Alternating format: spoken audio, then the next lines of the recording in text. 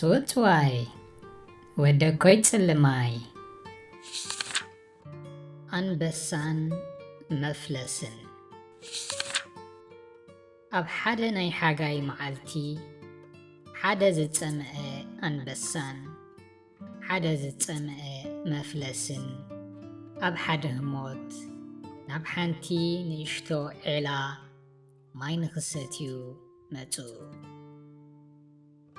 መኖም ካብታ ዒላ ኣቐዲሙ ይሰቲ ድማ ክከራኸሩ ጀመሩ።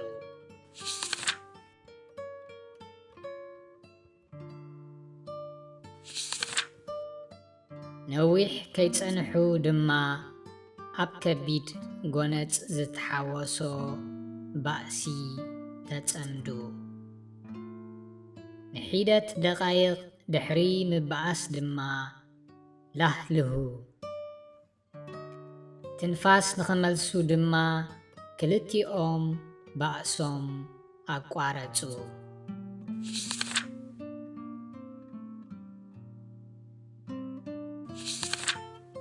ኣብዛ ህሞት እዚኣ ድማ ኣሞራታት ኣብ ልዕሊኦም ክዝምብዩ ከለዉ ረኣዩ።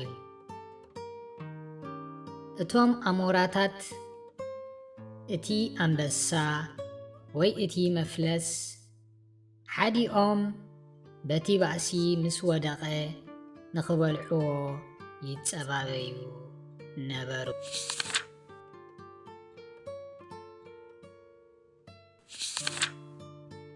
ነዚ ዘስተውዓሉ አንበሳን መፍለስን ካብ ድራር እዞም ኣሞራታት ንኸውን ሰላም ጌርና ማይና እንተሰተና ይሓይሽ ብምባል ነቲ ባእሶም ብኡብኡ ሓዲጎም ሕርክነት ጀመሩ።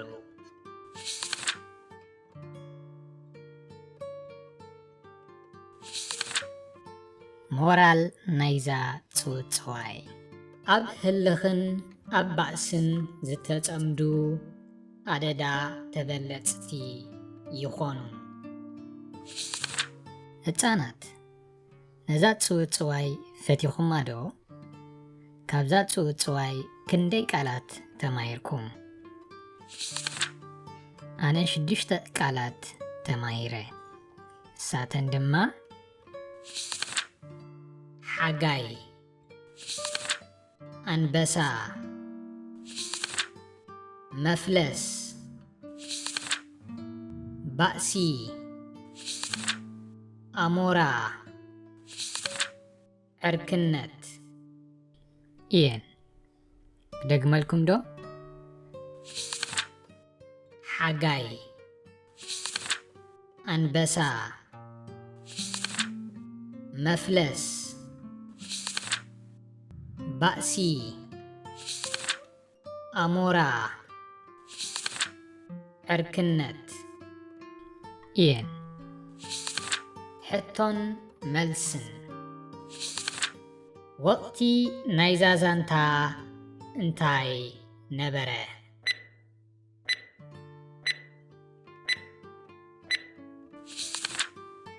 ሓጋይ መነመን ናብታ ዒላ መጹ።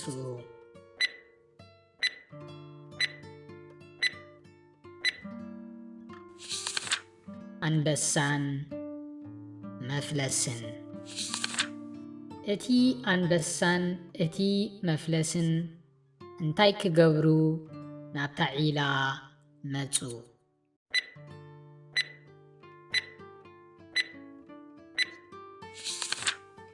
ማይ ክሰትዩ። እቲ አንበሳን እቲ መፍለስን ስለምንታይ ኣብ ባእሲ ተጸምዱ?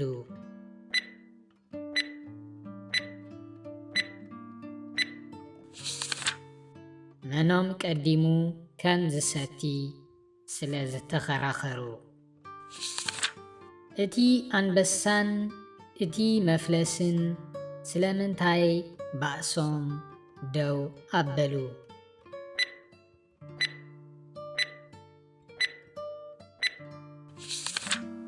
ስለ ዝላህልሁ። ኣብ ልዕሊ እቲ ኣንበሳን እቲ መፍለስን መን ይዝንቢ ነበረ?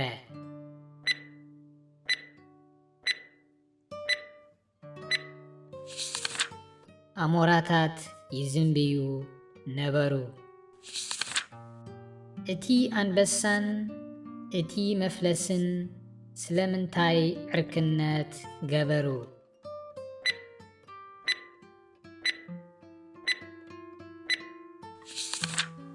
በቶም ኣሞራታት ከይብልዑ ስለ ዝፈርሁ። ህፃናት በሉ ንሎሚ ኣብዚ ኣኽለና ካልእ መዓልቲ ድማ ካልእ ፅብፅዋይ ሒዘልኩም ክመፅእ እየ። ዳሓን ቀኒዩ ቻው።